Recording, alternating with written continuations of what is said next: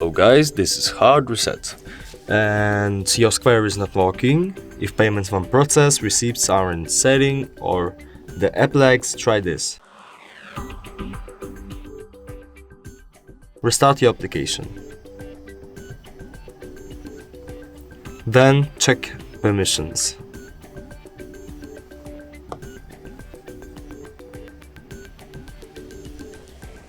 Allow some.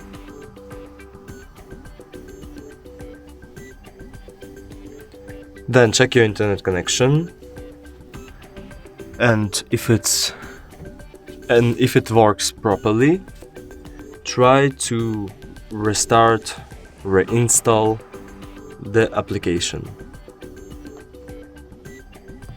Here you go, uninstall and then install it again.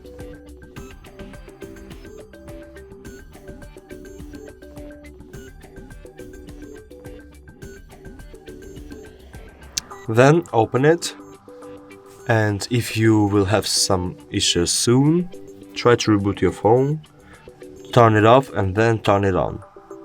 That's it, quick and simple. See you in the next video.